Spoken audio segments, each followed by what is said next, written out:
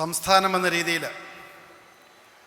പലായനങ്ങളുടെ നാടായി മാറിയിരിക്കുന്ന നമ്മുടെ ഈ കേരളം, പ്രത്യേകിച്ച് കാർഷിക മേഖലയിൽ നിന്നും കൂട്ടമായി നമ്മുടെ ചെറുപ്പക്കാർ 12ാം ക്ലാസ് കഴിയുമ്പോഴേ ഈ സംസ്ഥാനം വിട്ടുപോകുന്ന ഒരു കാലഘട്ടത്തിൽ കൃഷിയും അതുപോലെ കച്ചവടവും കൈത്തൊഴിലും എന്ന ഒരു വിഷയം ആസ്പദമാക്കി ഇവിടെ സംഘടിപ്പിച്ചിരിക്കുന്ന സെമിനാറിൽ ഈ വേദിയിലുള്ള ബഹുമാന്യരെ, പ്രിയ തീർത്ഥാടകരെ, പ്രിയ ഗുരുശ്രേഷ്ഠന്മാരെ, ഇപ്പോഴൊരു പ്രസംഗം അധിക പ്രസംഗമാണെന്നറിയാം. പക്ഷെ എന്നാലും ഈ ശിവഗിരിയുടെ ഈ മണ്ണിൽ ഞാൻ നിൽക്കുമ്പോൾ ഈ ശിവഗിരി മഠത്തിന് ഈ വിഷയത്തിൽ ഒരു പ്രത്യേകിച്ച് കാർഷിക മേഖലയിൽ നമുക്ക് എന്ത് ചെയ്യാൻ പറ്റും എന്നൊരു ചിന്തിക്കുന്നത് നല്ലതാണെന്ന് എനിക്ക് തോന്നുന്നു.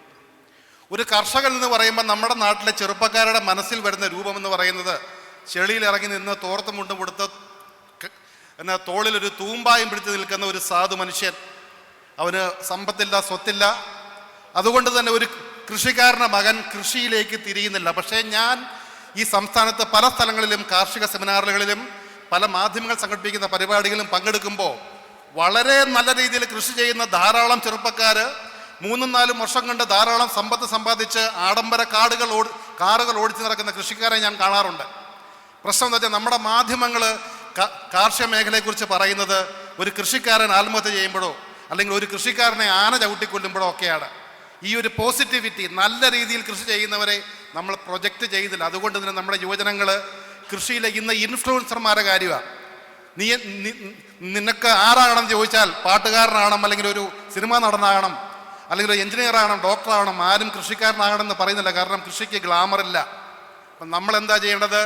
നമ്മൾ കൃഷിയെ റീബ്രാൻഡ് ചെയ്യണം, ഇമാജിൻ ചെയ്യണം, പുനർവിഭാവനം ചെയ്യണം. കൃഷി എന്ന് പറയുന്നത് പൈസ ഉണ്ടാക്കാവുന്ന ഒരു പ്രസ്ഥാനം തന്നെയാണ് ഇന്ന് കേരളത്തിൽ. ഞാനൊരു കൃഷിക്കാരനാണ്.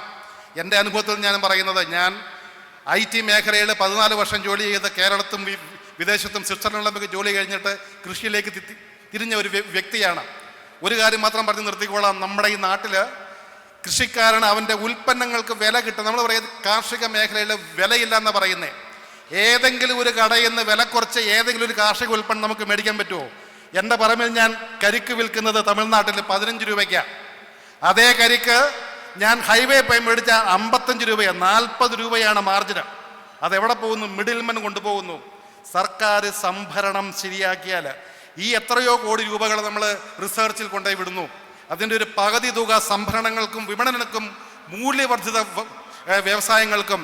അതുപോലെ തന്നെ നമ്മൾ ഒരു കൃഷിക്കാരൻ വിചാരിച്ചാൽ ചിലപ്പോൾ പലതും നടക്കത്തില്ല. ശിവഗിരി മഠം പോലത്തെ ഒരു വലിയ പ്രസ്ഥാനത്തിന്, കേരളത്തിൽ എവിടെയും വേരുകളുള്ള ഒരു പ്രസ്ഥാനത്തിന്, പ്രത്യേകിച്ച് മതേതരമായ രീതിയിൽ മനുഷ്യരെ കാണാതെ എല്ലാവരും ഒന്നാണെന്ന് കരുതുന്ന ഒരു പ്രസ്ഥാനത്തിന് ഒരു കൃഷിക്കാരുടെ കൂട്ടായ്മകൾ ഉണ്ടാക്കി, സൊസൈറ്റികൾ ഉണ്ടാക്കി ഇൻവെസ്റ്റ് ചെയ്യാൻ ജനങ്ങൾ തയ്യാറാണ്. നമ്മുടെ നാട്ടിൽ ഇൻഡസ്ട്രിയിലും ടെക്നോളജിയിലുമൊക്കെ വെഞ്ചർ ക്യാപിറ്റലിസ്റ്റുകളുണ്ട്. സക്സസ്ഫുള്ളി കൃഷി ചെയ്യുന്ന കൃഷിക്കാരെ കണ്ടുപിടിച്ച് വിദേശ മലയാളികളുടെ ഒരു മൂലധന നിക്ഷേപം നമ്മുടെ മേഖലയിൽ കൊണ്ടുവരാൻ ശിവഗിരി മഠം പോലത്തെ സ്ഥാപനങ്ങൾ സ്ഥാപിക്കും. കൃഷിക്കാരുടെ വലിയ സൊസൈറ്റികൾ ഉണ്ടാക്കി മൂല്യവർദ്ധിത ഉൽപ്പന്നങ്ങളും വിപണനവുമൊക്കെ നമ്മുടെ ഒരു ശൃംഖല വഴി ചെയ്യാൻ സാധിച്ചാൽ തീർച്ചയായിട്ടും നമ്മുടെ യുവാക്കളെ നമുക്ക് കൃഷിയിലേക്ക് തിരിച്ചു കൊണ്ടുവരാൻ സാധിക്കും. ആർട്ടിഫിഷ്യൽ ഇൻ്റലിജൻസ് നല്ലതാണ്, റോക്കറ്റ് സയൻസ് നല്ലതാണ്, കമ്പ്യൂട്ടർ നല്ലതാണ്, ലാപ്ടോപ്പ് നല്ലതാണ്. പക്ഷേ ഇതൊന്നും നമുക്ക് പുഴുങ്ങി തിന്നാൻ പറ്റത്തില്ല. വയറിൽ വല്ലതും ചെല്ലണമെങ്കിൽ കൃഷി തന്നെ വേണം. വർദ്ധിച്ചു വരുന്ന ഈ ഒരു ജനസംഖ്യ, ഈ പെരുപ്പത്തിൻ്റെ ഈ കാലഘട്ടത്തിൽ വരുന്ന ഫ്യൂച്ചർ എന്ന് പറയുന്നത് കൃഷിയിൽ തന്നെയാണ്. കാർഷിക ഉൽപ്പന്നങ്ങളില്ലാതെ മനുഷ്യന് ജീവിതമില്ല, ജീവിക്കാൻ പറ്റത്തില്ല. ആ ഒരു സന്ദേശം മാത്രമാണ് എനിക്ക് നിങ്ങളുടെ മുന്നിൽ അവതരിപ്പിക്കാനുള്ളത്. ഈ ഒരു ചടങ്ങിലേക്ക് എന്നെ ക്ഷണിച്ച ഇതിലെ സംഘാടകർക്ക് ഒരിക്കൽ കൂടി നന്ദി പറഞ്ഞുകൊണ്ട് നിങ്ങൾക്കേവരെയും എല്ലാവിധ ദൈവാനുഗ്രഹം നേർന്നുകൊണ്ട് എൻ്റെ വാക്കുകൾ നിർത്തുന്നു. ജയ് ഹിന്ദ്.